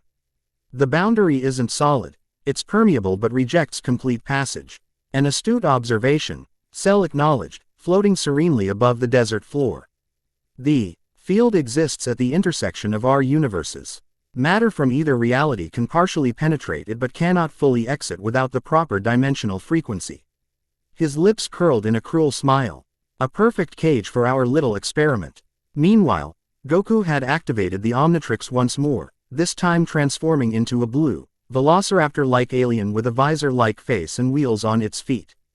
The transformation was accompanied by the usual flash of green light, drawing the attention of several hybrid Saibamen. "XLR8, Goku exclaimed in his new form's name, somehow knowing it instinctively. "This one feels fast." He wasn't wrong. As the enhanced Saibaman charged, Goku as XLR8 became a blue blur, moving with speed that would have impressed even Birder of the Ginyu Force. The combination of the Kinesolaran's natural velocity with Goku's already superhuman speed created movement nearly impossible to track with the naked eye. The Saibaman never stood a chance. In less time than it takes to blink, Goku had dismantled 3 of them with precision strikes to vital points, his accelerated perception allowing him to target structural weaknesses in their hybrid bodies. The remaining creatures altered their strategy, forming a defensive circle and firing energy blasts outward in all directions. "Too slow," Goku taunted, effortlessly weaving between the energy attacks while continuing to pick off the creatures one by one. With each defeated opponent, he seemed to gain better control of his new form, integrating his martial arts training with the alien's unique capabilities. Across the battlefield, Piccolo and Gwen found themselves facing Vilgax, whose enhanced armor now sported features reminiscent of Frieza's bio-armor. The alien warlord was proving to be a formidable opponent, his natural strength amplified by technology derived from studying Cell's perfect form. "Your species is unfamiliar to me, Green One," Vilgax remarked as he blocked Piccolo's stretching arm attack. "But your regenerative capabilities will make an excellent addition to my collection." "You'll find Namekians harder to collect than you anticipate," Piccolo retorted, splitting int. 4 separate bodies using his multi-form technique. The 4 Piccolos surrounded Vilgax, attacking from different angles simultaneously. Vilgax responded with surprising adaptability, his armor tending tentacle-like appendages to counter each Piccolo while his main focus remained on Gwen. The young sorceress had created a series of magical constructs, glowing magenta platforms that she used to maintain mobility while raining down mana blasts on their opponent. "Your magic is impressive," which, Vilgax acknowledged, deflecting a particularly powerful spell with his gauntlet. "In my universe, such abilities are rare and valuable. I shall enjoy adding your power to my arsenal." "You'll have to catch me first," Gwen retorted, her hands weaving complex patterns that created a cage of magical energy around the warlord. "And I've had years of practice evading far worse than you." Vilgax's response was to channel energy through his modified armor, creating an explosion that shattered Gwen's magical construct and knocked 2 of the Piccolo duplicates off their feet. The remaining 2 merged back together, increasing their power to compensate for the loss. He's adapting to our techniques, Piccolo observed, his tactical mind already formulating new strategies. We need to coordinate our attacks more effectively. Gwen nodded, landing beside him on one of her mana platforms. In my universe, Vilgax was always vulnerable to overwhelming force applied precisely. His armor has weak points at the neural connection junctions. Can you locate them with your magical senses? Piccolo asked, never taking his eyes off their opponent. Already scanning, Gwen confirmed, her eyes glowing with magical energy as she analyzed Vilgax's enhanced form. There, where the organic and technological components interface. 3 primary junctions: neck, lower back, and left forearm. Piccolo nodded once, a plan already forming. On my signal, target the neck junction with everything you have. Without waiting for acknowledgement, the Namekian warrior charged directly at Vilgax, both arms stretching to grapple with the warlord's enhanced limbs. At the same time, he fired his special beam cannon from his forehead, not at Vilgax, but at the ground beneath him, creating a cloud of dust and debris that momentarily obscured the alien's vision. Pitiful strategy, Vilgax growled, Isel. Why breaking Piccolo's grip and preparing a counterattack? Dust cannot hide you from my enhanced sensors. It wasn't meant to hide me, Piccolo replied with a rare smile. Now, from directly above, having used the dust cloud as cover to reposition, Gwen unleashed a concentrated beam of mana energy directly at the junction where Vilgax's neck armor connected to his organic tissue. The precise magical attack penetrated the microscopic gap in his defenses, disrupting the neural interface between his biological system and technological enhancements. Vilgax roared in pain and rage as portions of his armor went offline. The elegant integration of 2 universes, technologies temporarily disrupted. Before he could recover, Piccolo capitalized on the opening, delivering a devastating kick to the same vulnerable spot. Further damaging the connection, the warlord staggered backward, green blood seeping from beneath his damaged armor. Impressive coordination, he acknowledged, genuine respect in his voice despite his predicament. But ultimately futile. With surprising speed, Vilgax activated a secondary system in his gauntlet. A wave of dimensional energy pulsed outward, disrupting GWN's magical constructs and momentarily destabilizing Piccolo's molecular structure due to his alien biology. Both defenders were forced to retreat temporarily, giving Vilgax the opportunity to re-establish control over his damaged systems. Meanwhile, the battle between Vegeta and Cell had escalated dramatically. The Saiyan Prince had ascended to Super Saiyan 2, lightning crackling around his gall. Den aura as he unleashed increasingly powerful attacks against the enhanced bio-android. Cell's modified form was proving frustratingly resilient, however, absorbing or deflecting even Vegeta's most devastating techniques. I must thank you, Vegeta, Cell remarked conversationally, despite the intensity of their combat. Your attacks are providing valuable combat data for my adaptive systems. Each blow makes me stronger, more efficient. Then I'll simply have to destroy you faster than you can adapt. Vegeta snarled, gathering energy for his most powerful attack. Before he could complete the technique, Cell vanished, reappearing instantly behind the Saiyan Prince. But this wasn't the speed movement typical of powerful fighters in their universe, this was something else entirely. Teleportation, Vegeta demanded, quickly putting distance between them. Cell chuckled, clearly pleased by the prince's confusion. A gift from Vilgax's universe, instantaneous matter transportatio. N without the need for energy signatures to lock onto. Combined with my perfect cells, I can teleport with precision that would make even Goku's instant transmission seem crude by comparison.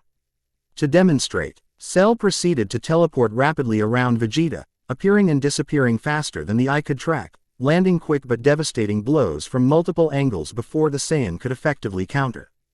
Despite his tremendous power and combat experience, Vegeta found himself on the defensive, unable to predict where the next attack would come from. Across the battlefield, Goku, as XLR-8 had finished dispatching the enhanced Saibaman and now faced the Cell Juniors. Unlike their counterparts from years ago, these miniature versions of Cell had been modified with DNA from Varyu. alien species in the Omnitrix database, giving each unique abilities beyond their already formidable power. One junior suddenly transformed its arm into a Petrosapian crystal blade, slashing at Goku with unexpected precision. Another launched pyronite flames from its mouth, while a third demonstrated Tetraman strength, cratering the ground with a single punch. They've got Omnitrix alien powers too, Goku realized, dodging multiple attacks simultaneously thanks to his Kinesolaran speed. That's not fair. Despite his protest, there was no mistaking the excitement in his voice. Goku had always thrived on challenges, and these opponents presented a novel tactical problem that engaged his warrior instincts fully. As he weaved between the Cell Jr.'s varied attacks, his mind was already analyzing their movements. Identifying patterns and weaknesses, the Omnitrix symbol on his chest beeped warningly. His time in this form was nearly up. Making a split-second decision, Goku tapped the symbol deliberately, triggering a feature Gwen had mentioned during their brief training session. In a flash of green light, XLR-8 transformed not back into Goku but into a different alien entirely, a small, frog-like being with large eyes and a green and black color scheme. The Cell Juniors paused momentarily, confused by the unexpected change. Gray matter, Goku announced in a high-pitched, intelligent-sounding voice. Now let's see what you're really made of. Despite being barely a foot tall in this form, Goku felt an extraordinary intelligence flowing through his mind. The Galvan form granted him not just enhanced intellect but an intuitive understanding of technology and biology that bordered on precognition. Looking at the Cell Juniors, he could instantly see the flaws in their hybrid construction, the points where different DNA sources had been imperfectly merged, creating structural and energetic vulnerabilities. Fascinating, Goku's gray matter murmured, dodging a massy V fist with surprising agility for such a small form. The integration of Chimera's sui generis technology with Cell's adaptive biology creates an unstable resonance frequency at the cellular level. Exploiting that would require a precisely modulated energy pulse of approximately 42.7 GHz. Even as he analyzed, Goku was moving, leaping onto the back of one Cell Jr. and scampering up to its neck. With precise movements that would have been impossible in his normal form, he manipulated specific nerve clusters, temporarily paralyzing the creature. One down, he announced triumphantly, jumping clear as another junior tried to grab him. 5 to go. Despite gray matter's physical limitations, Goku was making remarkable progress, using the alien's intelligence to identify and exploit weaknesses in each opponent. When one junior unleashed a torrent of necrophrygian ice breath, Goku calculated the exact thermal stress point encountered by luring another junior to use its Pyron ITE abilities at precisely the right moment, causing both to neutralize each other in an explosion of steam and conflicting energies. Across the dimensional bubble, Bulma had not remained idle. CTED by a portable shield generator of her own design, she had been systematically analyzing the dimensional field enclosing them, looking for weaknesses or patterns that might allow communication with the outside world. The quantum frequency is fluctuating, she muttered to herself, making rapid adjustments to her equipment. If I can match the oscillation pattern, I might be able to punch a signal through. Her concentration was interrupted as a shadow fell across her makeshift workstation. Looking up, she found herself facing the hybrid Frieza Vilgax creation, its cold eyes fixed on her with predatory intensity. The scientist, it stated in a voice that eerily combined Frieza's cultured tones with Vilgax's gravelly rumble. You will assist in the refinement of our dimensional technology. Bulma stood her ground, activating a small device on her wrist. I don't think so, ugly. I've met the original Frieza, and trust me, you're a poor imitation. The creature's expression darkened. Cooperation is not optional. Human, your intellect has been deemed valuable. Your attitude has not. Before it could advance further, a blur of blue intercepted it, Goku, having transformed once again. This time into a phantom-like alien with a single cyclopean eye and ghostly tail. Big chill, he announced, his voice now echoing and hollow. Sorry, but Bulma's not available for any evil science projects today. The necrophrygian form passed directly through the hybrid creature, freezing it solid from the inside out in the process. The frozen form stood motionless for several seconds before cracks began to appear, indicating it was already beginning to break free. That won't hold it for long, Goku warned Bulma. Have you figured out a way to bring down this dimensional field? Bulma nodded, already gathering her equipment. The portal is the key. It's generating the field and stabilizing it. Disrupt the portal, and the bubble collapses. Perfect, Goku replied, looking across the battlefield to where Gwen and Piccolo were still engaged with Vilgax. Gwen needs to know this. Her magic might be able to target the portal more effectively than our energy attacks.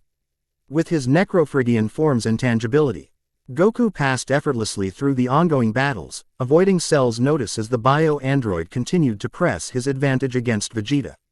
The Saiyan Pre-NCE was bleeding from several wounds but fighting with undiminished ferocity, his pride refusing to acknowledge the possibility of defeat. Reaching Gwen and Piccolo, who had managed to force Vilgax into a defensive posture through their coordinated attacks, Goku quickly shared Bulma's discovery. The portal is the key, he explained. Disrupt it, and this whole dimensional bubble collapses. Gwen's eyes widened with understanding. Of course, it's acting as an anchor point between realities. She turned to Piccolo. Can you keep Vilgax occupied? I need to redirect my magic to the portal. The Namekian nodded grimly, already preparing for another assault. Go, I'll give you the time you need. As Gwen flew toward the portal, creating a path of mana platforms to expedite her journey, Piccolo launched himself at Vilgax with renewed determination. The warlord, sensing the shift in strategy, attempted to pursue Gwen but found himself thoroughly occupied by Piccolo's relentless attack. Your efforts are pointless, Vilgax growled, blocking a particularly vicious strike from the Namekian. Even if you destroy this portal, we have others. The convergence has already begun. It cannot be stopped. We'll see about that, Piccolo retorted, stretching both arms to grapple with Vilgax's enhanced limbs while simultaneously firing ki blasts from his eyes, forcing the warlord to divide his attention. Meanwhile, Gwen had reached the portal and begun analyzing its structure with her magical senses. The circular gateway pulsed with complex energies, a sophisticated blend of science and what could only be described as dimensional sorcery. This is incredible, she murmured despite the dire situation. They've somehow merged magical principles from my universe with the quantum physics of this one. Her hands began to glow with intensifying mana energy. But every portal has a keystone. Reaching out with her magical awareness, Gwen sought the critical component, the linchpin that held the entire construction together. It wasn't immediately apparent, cleverly disguised within the swirling energies, but her years of magical training under both Verdona and various mystical texts had honed her sensitivity to such structures. There, she exclaimed, identifying a nexus point where the energies converged most intensely. That's the weakness. Gathering her power, Gwen began to weave a counter spell, not a direct attack, which might simply be absorbed or deflected, but a subtle inversion of the portal's own energetic pattern. Where its energy flowed clockwise, she introduced counterclockwise currents. Where it pulled dimensions together, she created gentle but persistent push. The effect was immediately visible. The portal's perfect circular shape began to waver, its edges becoming less distinct as conflicting forces battled for dominance. From the laboratory side, alarms began to sound, and the pale alien Vilgax had called Siphon could be seen frantically adjusting controls to compensate. Cell, noticing the disturbance despite his ongoing battle with Vegeta, immediately recognized the threat. The portal, protect it at all costs, he commanded, teleporting away from Vegeta mid-strike to intercept Gwen. He never reached her. Goku, still in his big chill form, intercepted the bio-android, becoming tangible just long enough to deliver a freezing punch at momentarily crystallized Cell's enhanced exoskeleton. Your fight's with us, Cell, Goku declared, positioning himself between the bio-android and Gwen. Let's finish what we started. Cell broke free of the ice with a surge of power. His expression darkening. You've become quite adept with the Omnitrix in a remarkably short time, Goku. All the more reason why it should be in more appreciative hands. Not gonna happen, Goku replied, the Omnitrix symbol on his chest flashing as he triggered another transformation. This time he became a massive, dinosaur-like alien with tremendous physical strength and a protective shell. Humungosaur. The Vaxasaurian form towered over Cell, nearly matching the bio-android in physical size and potentially in raw strength. Without hesitation, Goku charged, each footstep shaking the desert floor as the two titans collided in a thunderous impact.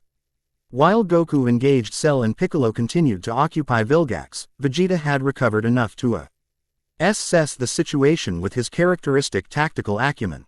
Recognizing that Gwen's efforts at the portal represented their best chance at victory, he moved to support her, intercepting the newly wed Frieza Vilgax hybrid that had broken free and was now targeting the sorceress. "Your opponent is me now," Vegeta announced, interposing himself between the creature and Gwen. "Consider it an Hano, are to be destroyed by the Prince of all Saiyans." The hybrid creature sneered, its expression an unsettling combination of Frieza's condescension and Vilgax's menace. "Prince of a dead race. How appropriate that you'll die alongside your pathetic universe." Vegeta's response was a devastating barrage of energy blasts that forced the creature into a defensive posture, buying Gwen additional time to work on destabilizing the portal. Despite his injuries, the Saiyan Prince fought with calculated precision, systematically targeting the weak points in the hybrid's construction that he had identified during earlier exchanges. At the portal, Gwen's counter spell was gaining traction. The dimensional gateway was now visibly unstable, its perfect circle distorted into an irregular oval that fluctuated erratically. From the laboratory side, Siphon had abandoned the controls and was frantically gathering critical equipment, clearly preparing for an emergency evacuation. "It's working," Bulma called from her position behind cover, monitoring the dimensional field with her equipment. "The bubble's integrity is down to 62% and falling." This news galvanized their opponents. Vilgax, recognizing the imminent failure of their plan, disengaged from Piccolo with a powerful energy pulse from his gauntlet that sent the Namekian hurtling backward. With surprising speed for his size, the warlord charged toward Gwen, determined to stop her interference. "Vegeta," Piccolo shouted in warning, already in pursuit but too far to intercept in time. The Saiyan Prince, locked in combat with the hybrid creature, couldn't disengage without exposing Gwen completely. In that critical moment, a new player entered the fray, Bulma, who had positioned herself closer to the portal than anyone had realized. With perfect timing, she activated a device of her own design, creating a localized gravity well directly in Vilgax's path.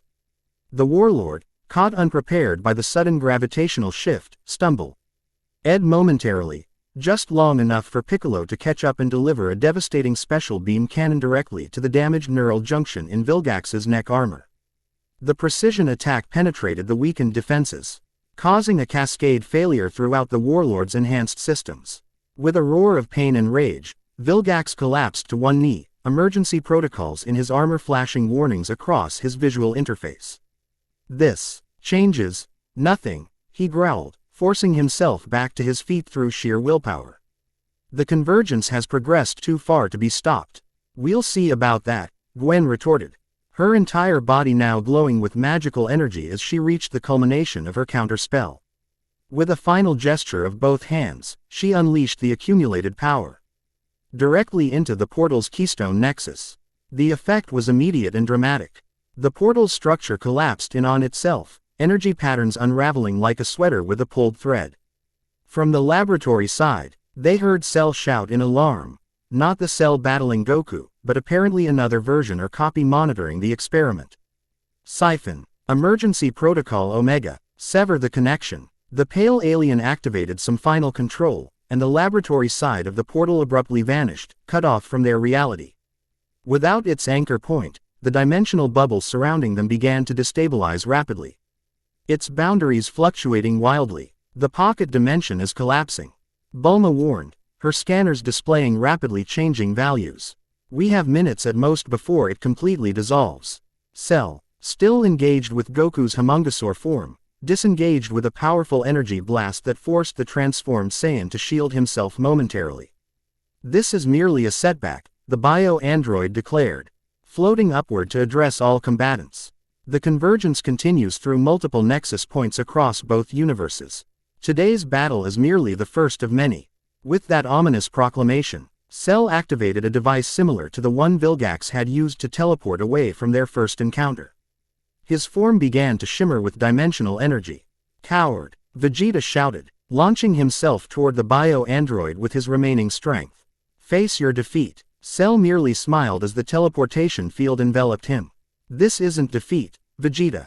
It's tactical repositioning. We will meet again soon, when the convergence reaches its final stage. Before anyone could prevent it, Cell vanished completely, teleporting to some unknown location beyond the collapsing dimensional bubble. Vilgax, seeing his ally's departure, activated his own teleportation device, though his damaged systems caused the field to fluctuate erratically. The Omnitrix will be mine, the warlord promised as his form began to fade, and your universe will kneel before Vilgax. As their primary opponents escaped, the remaining hybrid creatures began to destabilize. Their imperfect fusion of technologies and biologies unable to withstand the dimensional fluctuations now rippling through the pocket reality. The Cell Juniors dissolved into component energy, while the Frieza-Vilgax hybrid collapsed in on itself with an inhuman scream. We need to get out of here. Bulma shouted above the growing dimensional turbulence. The bubble is reaching critical instability. Goku, reverting to his normal form as the Omnitrix timed out, immediately placed 2 fingers to his forehead. Everyone grab hold. I'll try to use instant transmission to get us out. As the others gathered around him, Goku concentrated, searching for a familiar key signature outside the dimensional distortion. The task proved harder than expected. The collapsing bubble was interfering with his ability to sense energy beyond its boundaries. I can't lock onto anything outside, he admitted after several tense seconds of effort. The dimensional interference is too strong. Allow me, Gwen suggested, placing her hand over Goku's. My magic can sense the dimensional boundaries. If you can provide the transmission, I can guide us to the right exit point.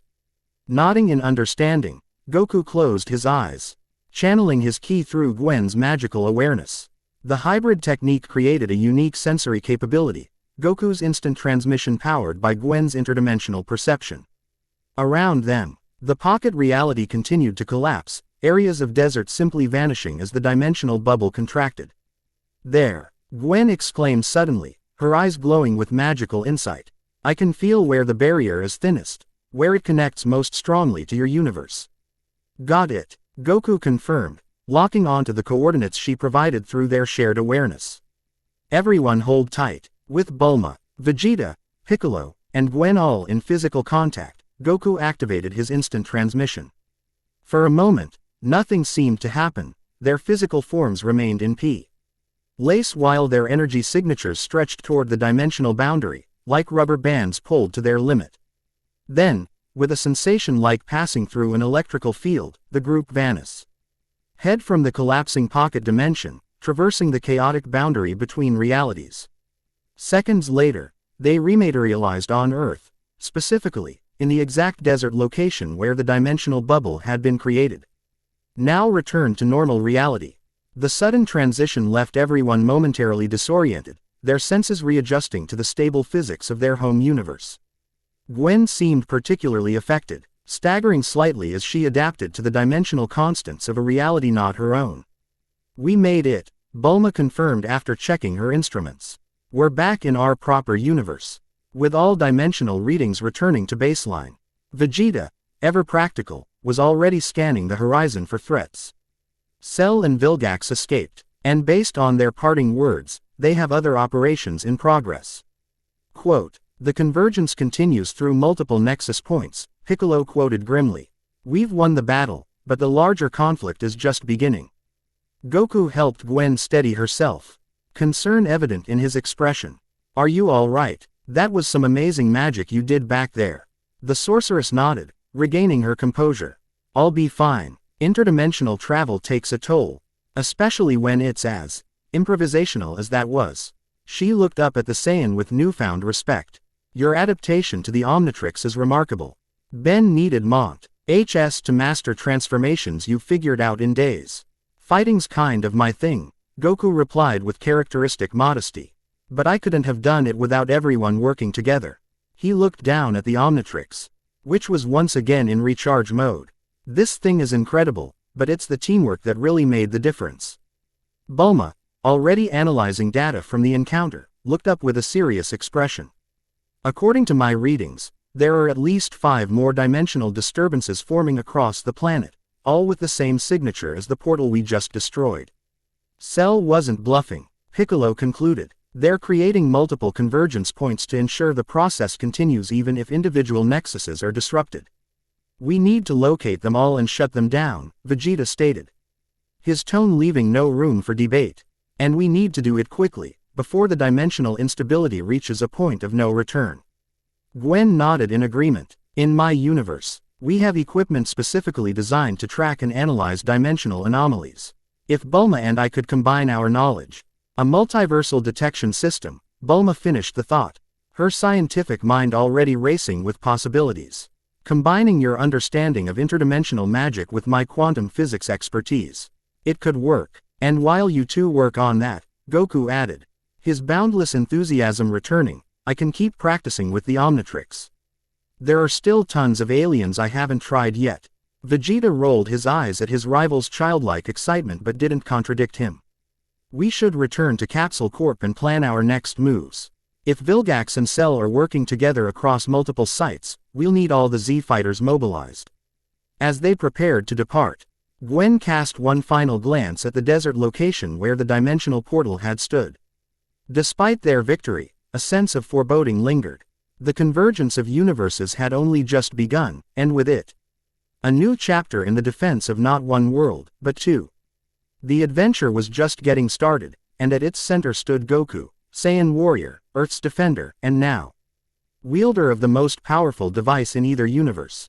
The Omnitrix had found a new hero, and the multiverse would never be the same.